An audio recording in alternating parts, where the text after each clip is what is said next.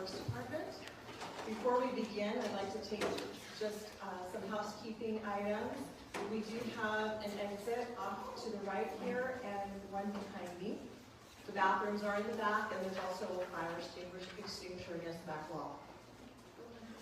We have a brief announcement about the availability of language assistance for anyone that needs Spanish interpretation services. I'm going to have Desiree Bravo, who is our interpreter, make that announcement right now.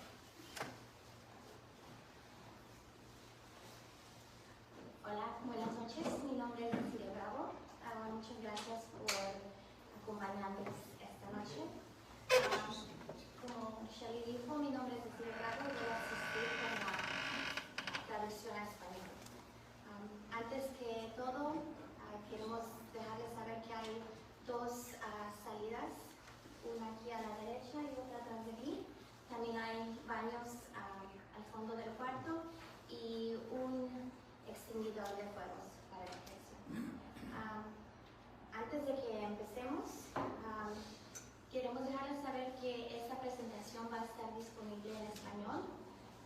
Después de la presentación, en un par de días, también se presentará y estará disponible con subtítulos en español para todos los que estén interesados.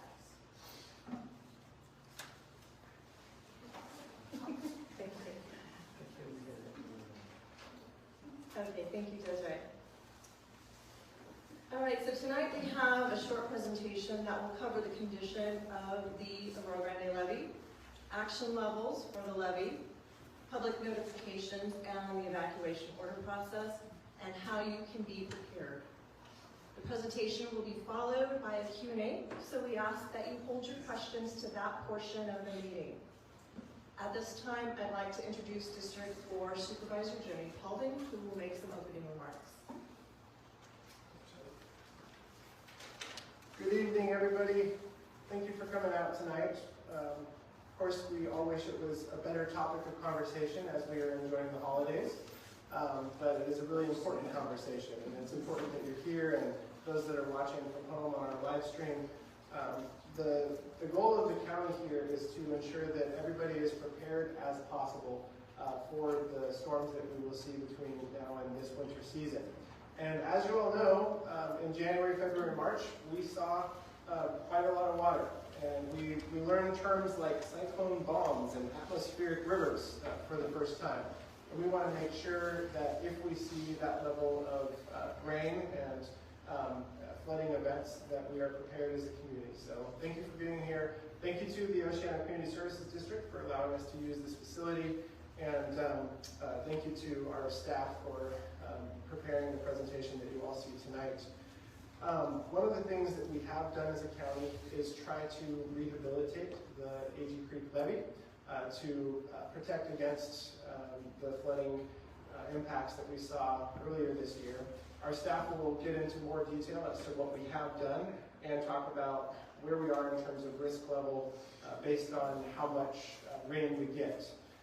One of the unique circumstances we find ourselves in is that the Lopez Lake is full this year. So whereas before, earlier this year, it was not. And so that means the more water we see, the more overtopping, potentially more flows in the creek, which could lead to more impacts to the levee. I just want to encourage everybody to really sign up for the evacuation notifications that you'll see tonight, participate in your evacuation zones, and communicate as much as you can to your neighbors about being prepared, because the better prepared you are, the better you'll be able to deal with the evacuations and potential flooding concerns. So thank you again for being here, and I'll go ahead and turn it over to our staff. Next slide, I'll introduce our staff. Oh, it's right here. It's a mouse. Just roll it. There we go. Perfect. Okay, so here today from our Public Works Department, we have Courtney Howard, who is our Water Resources Division Manager. Yay. From our Office of Emergency Services, we have Scotty Jalbert, who is the Director of OES. We've got Sergeant Kevin Norris from our Sheriff's Office. From Five Cities Fire Authority, we have Fire Chief Lieberman. From CAL FIRE, we have our Fire Chief John Owens. And then from Public Works, we already met Shelley, our Public Information Officer. So with that, I'm going to go ahead and turn it over to Courtney Howard to talk about next steps.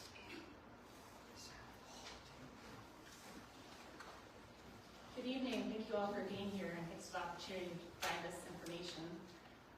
Just to start with a high-level overview, this is a picture of the Arroyo Grande Creek watershed.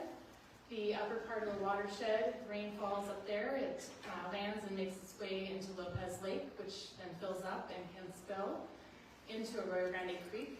The lower parts of the watershed drain and make their way down to Arroyo Grande Creek, down to the levee system, and out to the ocean.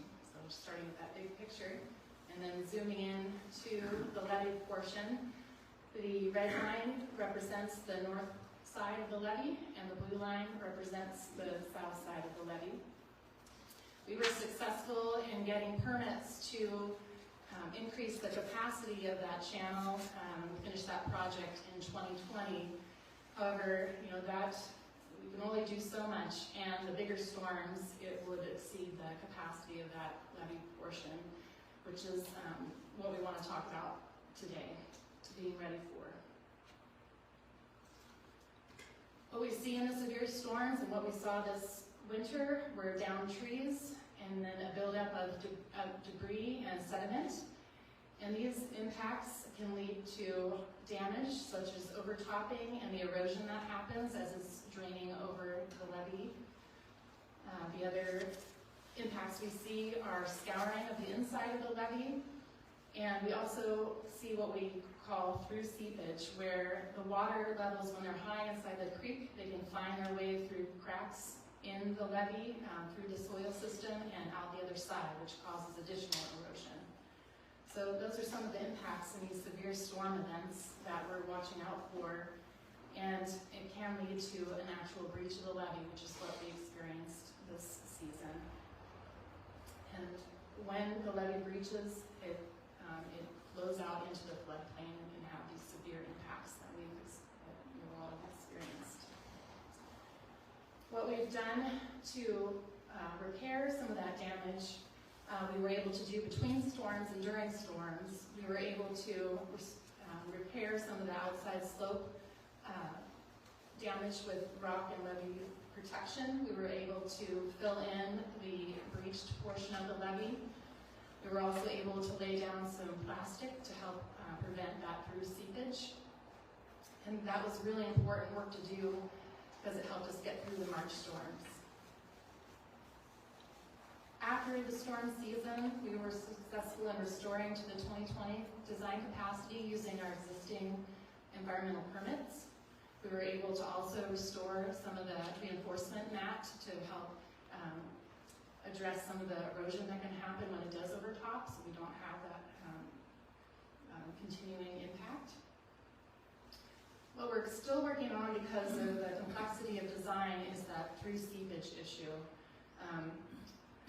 But we need to take some time to make sure we can design it properly and find a qualified contractor to go in and do the work. We're also working with FEMA to make sure the work would be reimbursable.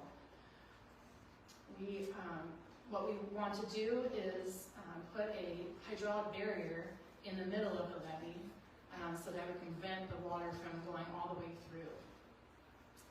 So we're in the process of trying to find a qualified contractor and hope to do the work within the next 6 months. In the meantime, we do have that levee protection with the plastic on the inside slope of the north levee, so we can make it through this storm season in the interim while we get that project done. So with that still vulnerable condition and with messaging of El Nino and the uncertainties of how much water and the intensity that we're going to get, we don't know how saturated things are going to get, and we've got Lopez Lake is at 95% full. There's just a lot of variables and uncertainties. Our message is let's be prepared. So let's be ready for what we experienced last season. It could happen again. We know it's going to happen again. We don't, but let's be ready. So what are those action levels that we've set and established based on what we've learned? Basically, we've, because of those uncertainties, because we're still working on that project, we set our bar pretty low. Pretty much any storm, we're paying attention and we're getting ready. So that certain level of intensity of 0.2 inches per hour and 2 inches within a 24-hour period, that's really getting our attention. So what kinds of things do we do when we see that storm in the forecast? What we call our pre-storm condition as Public Works is we're going out to the levees one more time to make sure that all the flood gates are working, any downed debris that we can remove is removed. We're checking with our staff teams to make sure that they're available to patrol during the full storm.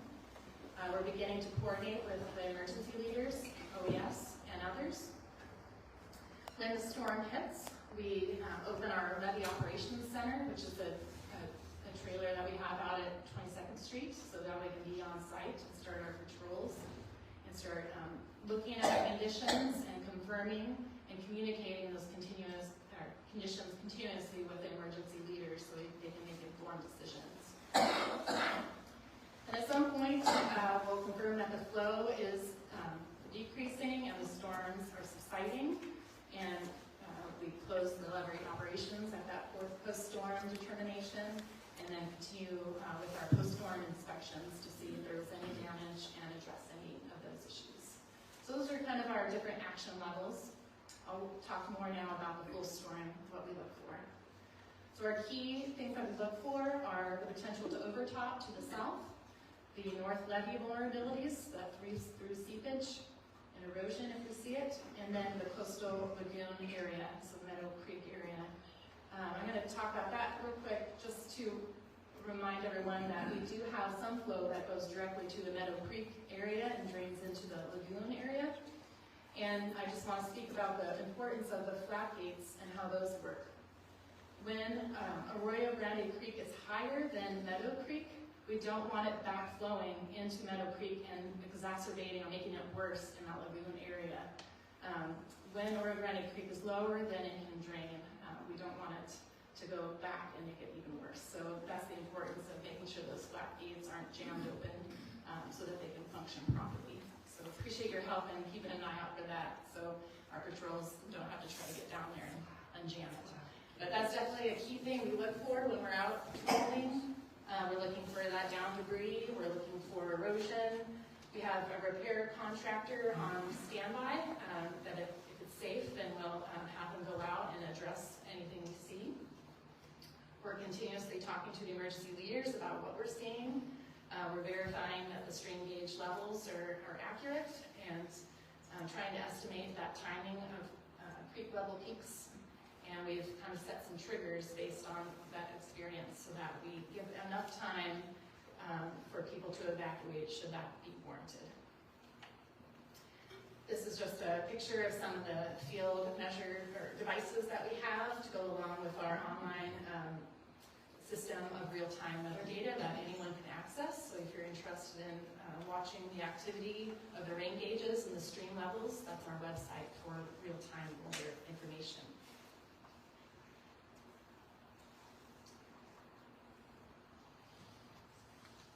So there's a lot of variables.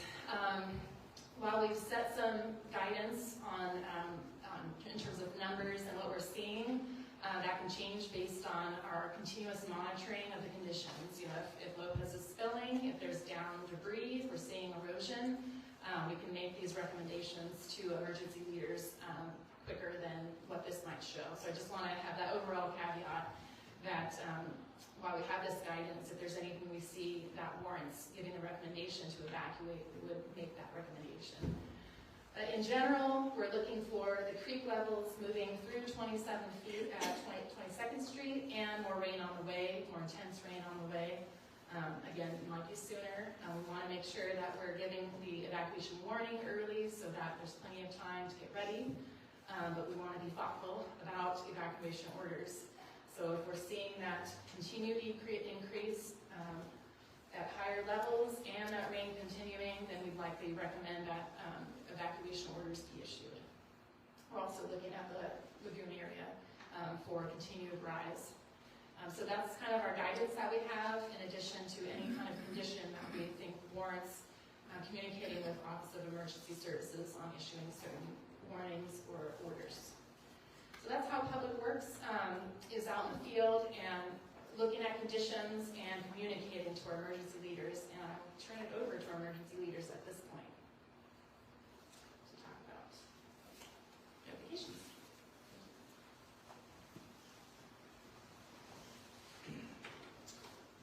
Thank you, Courtney. Can you guys hear me okay in the back? Okay, so my name is Scott Gilbert, and I'm with Office of Emergency Services, and our office has many responsibilities. But the two ones that really impact you in this situation is, number one, that we're responsible for coordinating the response and recovery of an incident, and the second part is the alert notification. So let me ask you guys a question. How many of you were impacted by the AG levy evacuations last year? Raise your hand. Okay. How many are potentially possibly evacuated in the areas that live in the remote areas, right? So preparation is the key, and being prepared is what we're here to talk about today. So part of this is terminology, right? So we've heard the terms evacuation warning, we've heard the term evacuation order. Sometimes that gets confusing. What does that exactly mean? So an evacuation warning means is that we're getting ready. We're at a situation, as Courtney pointed out, that we've hit a trigger or decision point where we start having conversations where there's a potential that things could get worse. So a decision is made to issue an evacuation warning. That means we notify everybody, and we'll explain the where of the certain zones that there's a potential for an evacuation order. So who here has heard of ready, set, go? Has anyone ever heard that before? So ready means you're always ready to prepare. You have a go bag. You're ready to go at a moment's notice.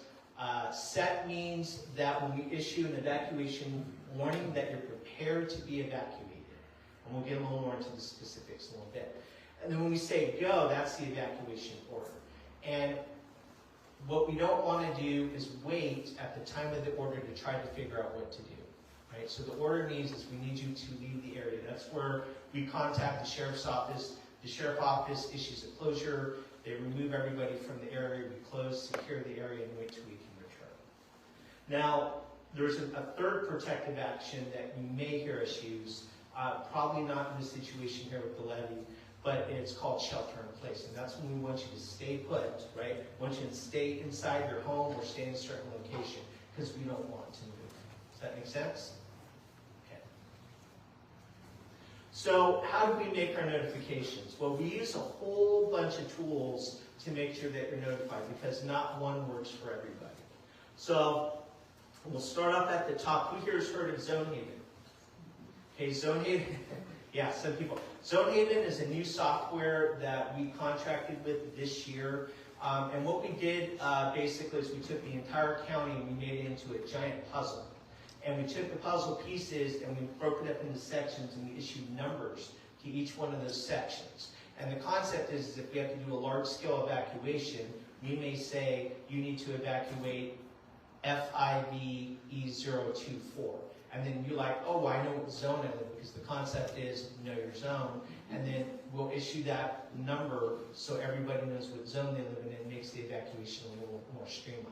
So we have that. We have a WIA, which is a wireless emergency alert. Has anyone ever gotten a wireless emergency alert before? Okay, yeah, it's on your phone. You don't have to opt in. You don't have to do anything with that system. It automatically comes over your phone. The next one is reverse 911. Who here has received reverse 911 calls, right? The thing I want you to understand is that reverse 911 is an opt-in system. It's not automatic. Now with the landlines, if you have an old copper line, it is automatic because it's geo-referenced. But you have to opt into the system. And so in order to get a reverse 911 call, go to readyslow.org and you can follow and we'll have some more information. There's some handouts in the back. And you go and you register your cell phone. You can register your cell phone to receive reverse 911 calls. So you'll get an audible call, and then you'll also get a text that goes along with it. We use traditional TV and radio medias like we have out in the back. We'll reach out. We'll issue information to them, and they'll put it in those, you hear it on the radio, they'll issue it on the TV. We have social media. Who here is connected? Who isn't connected to social media? That's really the question, right? So we utilize all the different platforms to try to get that message out, because there are certain people out there, that's where they get their news, that's where they get their information, so we utilize that. We have our siren system. We'll probably only use in an extreme situation, but it is a tool in our toolbox. If we have to use it, we can. Our EAS is our emergency alert system, so when you're watching the TV and it goes, want me to do that again? Right, so it goes on TV and has a little bar and gives you the information. We will utilize that system on TV and on the radio. We have route alerting, and that's when our law enforcement partners go out to the streets. They may use their PAs, they may go door to door, and they're advising everybody it's time to do an evacuation. We have ReadySlow.org, which is our website, and I know you're going to hear me beat that drum today into Ready Slow, because that's where we put our information. So when there's an actual evacuation order, or there's an emergency, if you go under the tab of Ready Slow under emergency, that's where we will post all the different information. We can have information from all over the county with different things like we saw last year on January 9th. So those are the different tools that we use in the toolbox to notify you. And we're hoping that at least obviously one gets to you, but hopefully multiple ones get to you that keep you informed.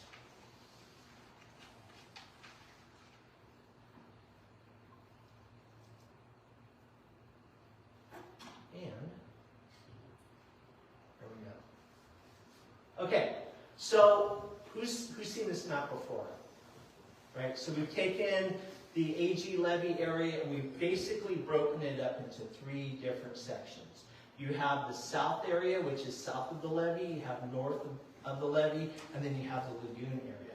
Does everyone feel comfortable where they live on this map? So everyone should be familiar which areas, because that's the terminology that we're going to use along with our evacuation zones.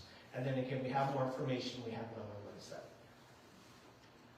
So I talked a little bit about zone havens. So when we do the evacuations, we're going to issue, like I said, you're going to see a WIA, you're going to see a reverse 911, traditional media, and we're going to give a geographical description, south of the levee, north of the levee, or lagoon, and you're also going to get your zone. So if you know, for an example, kind of helped you with the test. Don't tell me when I gave you the answer.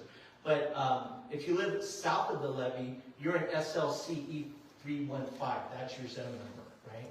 So the best thing you can do is write that zone number down, put it somewhere, put it on your phone. We can put it on your refrigerator somehow, but those are the types of zones. So we have that one, we have 5E24 and 5E25. The thing I want you to remember is you have to pay attention, because in that area, it's quite possible that we can issue an evacuation warning for the north area, an evacuation order for the south area, and I'm just making this up, and we can issue a shelter in place in the lagoon area. So you have to really pay attention to which zone or what protective action that we give you. Okay, now with that, I'm going to turn it over to Sergeant Norris, and he's going to talk about the evacuation process and security. Hey Scott, how's it going? Sergeant Kevin Norris with the Sheriff's Office. I'm one of your sergeants down here out of South Station. So I will be here and be one of your point of contacts for anything that goes on. So obviously we beat it. Talked about it a lot and everything with your guys' zones and preparedness, and that's ultimately what we're here for, is to get you guys as prepared as possible. I'm not here to give you guys an exact route or anything to get out, but I want you guys to be able to understand if we're evacuating certain areas on your potential routes that you can get out. You guys all live here, you're part of the community, so you guys are going to be familiar with these areas. So if you're looking at this map, if we're talking about north of the levee, the purple area down at the bottom that's got all of the fun squigglies there, all the routes here, the green is going to be your easiest access routes, and there's choke points where it gets red or orange and stuff like that. Again, I'm not here to tell you what the best way to go is. Everything's going to be dictated upon what the weather is, what the conditions are, and traffic and everything. So when we talk about moving forward, and if you're going to be evacuating, what I ask is that you guys just have maybe 2 or 3 routes, right? So if we go out and it's super impacted one way, you have a different way that you can go in order to be able to get yourself and your family or anybody out safely. So just kind of make sure you know where you're at and where you can go. We have some numbers down here. I don't want you guys to get too caught up in them, but the way that we're kind of working with them is we've looked through all of like how many passenger cars and everything, how many people are in the area. So if you have like a worst case scenario for a single vehicle to leave, 47 minutes, right? Average vehicle evacuation, 21 minutes. And these are all averages on depending on what happens with those areas. So this is kind of just knowing your areas, just like what Scott was telling you, is super important, and then having the best way in order to keep going. So same thing with the lagoon. We did the exact same evaluations, everything that's in there, and knowing the same exact areas. So if you're in the lagoon area, the 0.5, these are going to be your best routes that you're able to get out. And same thing with the south area. For those of you guys in the south area, obviously there are some more limitations because of roads in and out down there, depending on where you're at. So it's very important to know what's your guys' best routes in order to get out. So this is with combining every single one of those areas. If they were all had to be evacuated and you were trying to get out, again, for worst case scenario, single vehicle evacuating conditions, 2 hours and 4 minutes. That's worst case scenario. Obviously, we're hoping not to get to that point. So one of the things I do like to talk about is security. Obviously, that's a big question for a lot of people, especially if you're leaving your homes for a certain amount of time. You guys want yourselves to be, getting evacuated. You guys also want to make sure that your homes and your property and everything is secure. So a couple things that can help with that. One thing is be prepared. Scott kind of talked about the go bags and stuff like that. I highly encourage people, I don't want you guys to be paranoid, but in order to be prepared, have something that you can grab quickly and go ahead and evacuate the area readily, whether it's changes of clothes, little nutrition bars, waters, those kind of things. That's super important to be able to get out there quickly, and then make sure your house is secure when you're leaving. You should have a little bit of time. You should be able to lock all your windows, lock all your doors. If you're leaving other vehicles there, make sure you lock all of your vehicles, any kind of outbuildings that you have, so that everything is locked and secured prior to leaving your residence. One of the big things now, a lot of us have cameras. Make sure your cameras are all charged up, depending on what kind of system you have. If you have a hardwired system, that may be different. A lot of people have like Arroyo, Ring, those types of systems. If you can make sure your batteries are charged up or hardwired in, that helps because you're going to be able to monitor your own house, and then if something's going on or if there's someone at your house that after you evacuated, you guys can call us and you guys can give us exactly where we need to go, exactly what's happening, and then law enforcement will be able to respond accordingly. For those of you that do not have our dispatch number, obviously it's all over the place, but in this type of a situation, my dispatch center is going to be super inundated with calls. So they're going to be getting a lot of 911 calls that people need emergency services. If there's something that's not life-threatening, we ask that you call our dispatch line, which is the 781-4550. That will get you to a dispatcher, and they will be able to dispatch out any related problems. Again, if it's an emergency, obviously call 911, and we will take care of you guys that way. But that's just another resource for you there. Another one for your houses is indoor and outdoor lighting. I highly encourage everybody to have their indoor and outdoor lighting out there, floodlights, motion sensor lights. Leave a light on inside so people aren't aware of dark homes or anything else like that. Another one too is sometimes, obviously, depending on power outages, different things, ensure your address can be well seen and is lit up. If we as deputies are trying to go out, find a location that you need something from, or if there's someone out there, us being able to find it is very important. Obviously, we have all our systems now. We will get there, but if we can see an address readily, then that's super important and saves us a lot of time. We will have, in these type of events, we call out a lot of people. We will have patrols going around. We will be doing evacuations. When we talked about earlier about if we go out and we, evacuate you in person or via over PA announcements, by all means, try and talk to us. Just please remember the deputies are probably going to be very busy doing a lot of things. They're probably not going to be able to converse for 10, 15 minutes. So give them a little bit of grace, please, with that one. They're probably going to tell you exactly what you need, and then just make sure you guys can follow that and do what you guys need to do to get out of the area. We will also have, at any evacuation points, we will have a representative from the Sheriff's Office in order to assist anybody that needs anything. And just remember the preparedness, if you need to be able to have medications and stuff like that, because if we get evacuated out, we're not going to try and obviously go back in because we'll have our closures. That is all I have.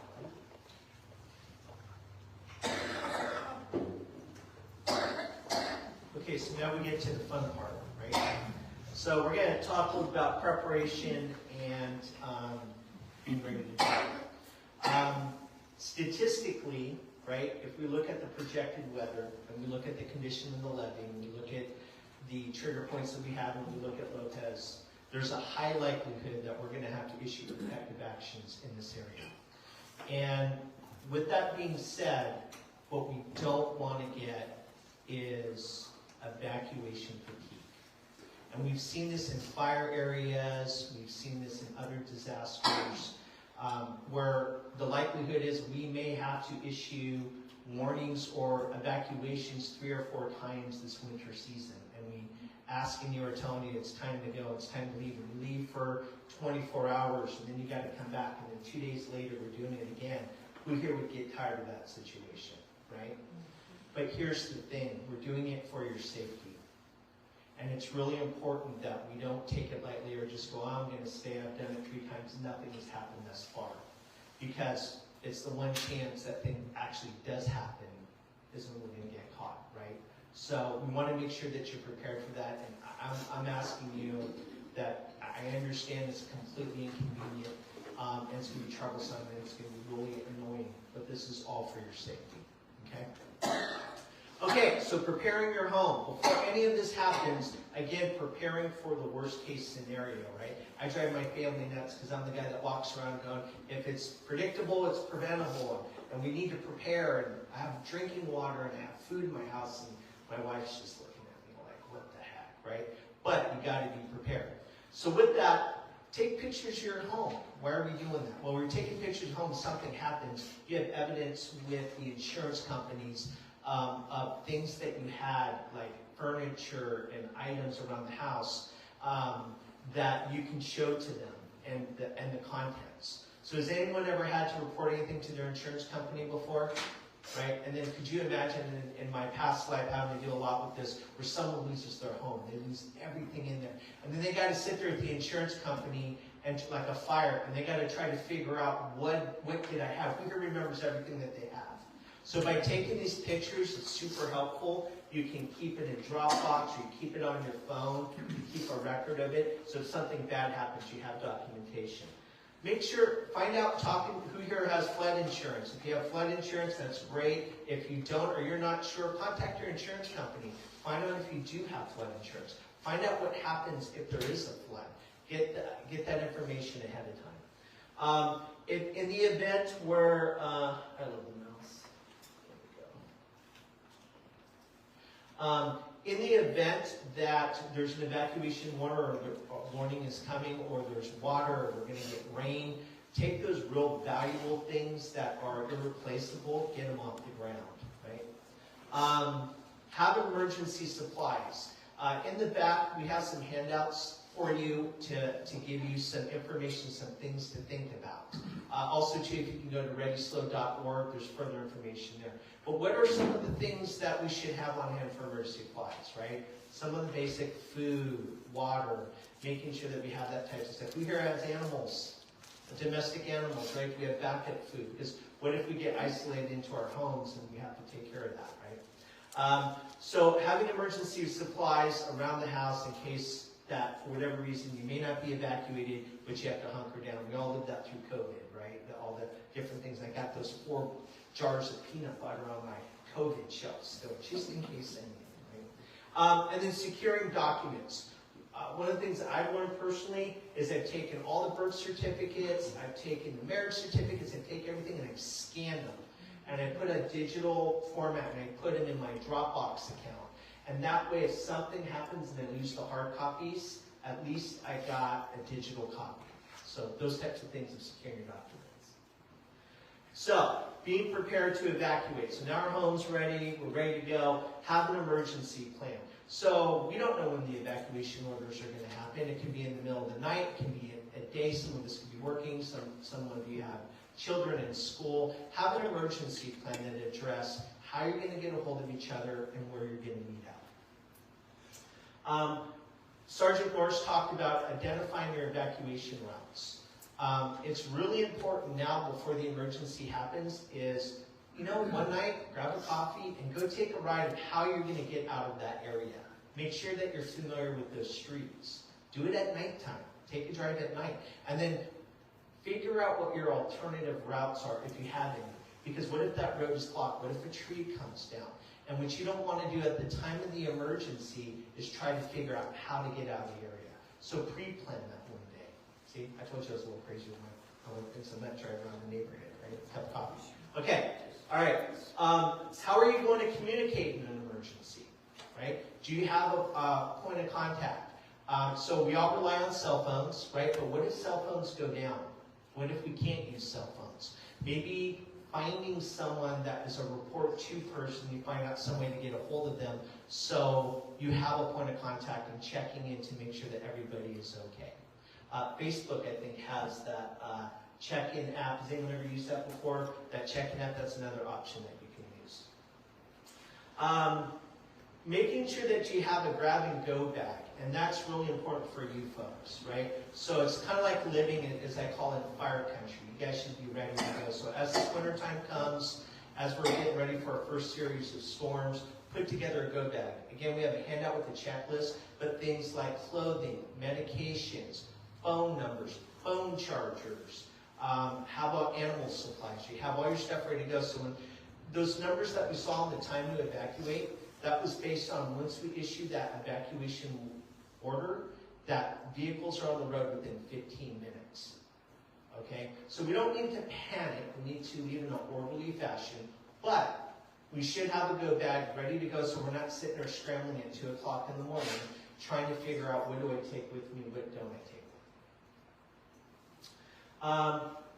I always do this too, that I always have a rule in my house that, especially during storms or during fire season, that we keep at least 3/4 of a tank of fuel, drives my wife nuts, in the gas tank, because what you don't want to be is at 1/8 of a tank, and we have a storm, and the power's out, and the gas stations don't work. It is the worst situation being, or if you have a Tesla, making sure your car's charged.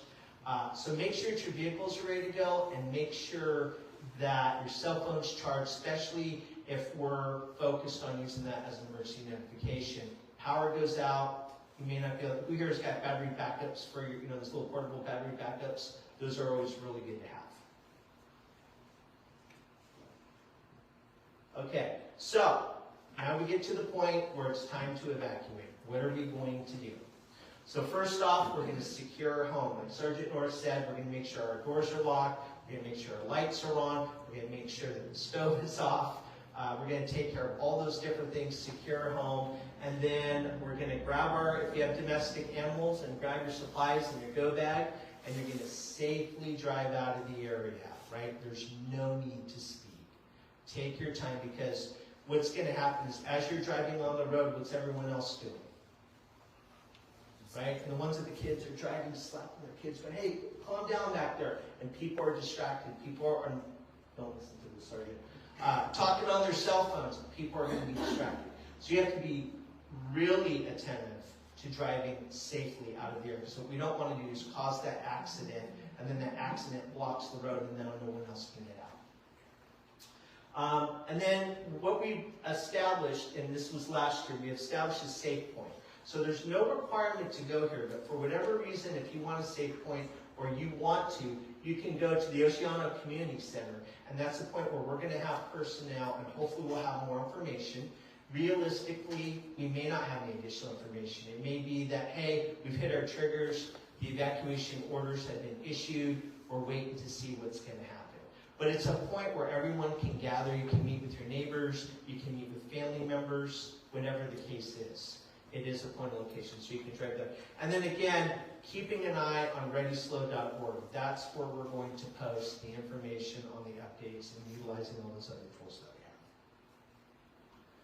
So our goal is not to keep you out of your home. Our goal is to get you home as soon as it's safely possible.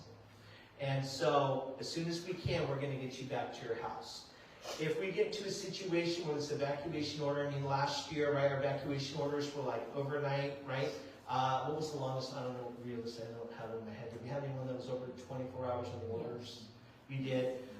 So we may, if we have that duration, we may set up shelters if there's a need. If we have a situation where people need a place to go, we will establish that. Part of your family emergency plan is, do you have a place to go? Do you have friends to go stay with, or family members, or a location to go? If not, then we need to establish shelters. We can do that.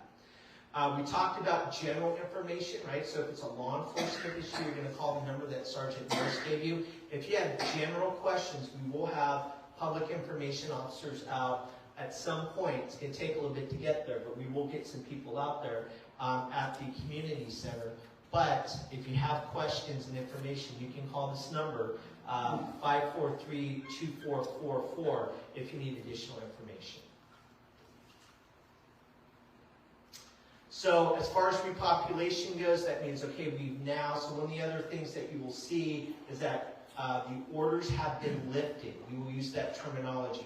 So the evacuation orders have been lifted. Again, pay attention to which zone. They may have all been lifted, or we may have only lifted, let's say, for example, the north or the south.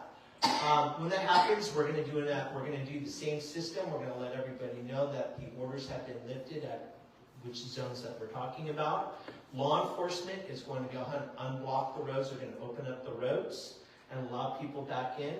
Again, using caution because people are distracted. Maybe the power's out, the light is low, all those different factors. When you get home, do a walk around on your home. Make sure that everything is secure, right? You come home and your front door is open, what are you going to do? Call them. Don't go in the house. Call them. Walk around the house. Is there any damage? Do you have any broken pipes? Is there anything that's wrong with your house? You're going to take note of that. You just don't want to go into your house and then everything's good and the next morning you realize you have a problem.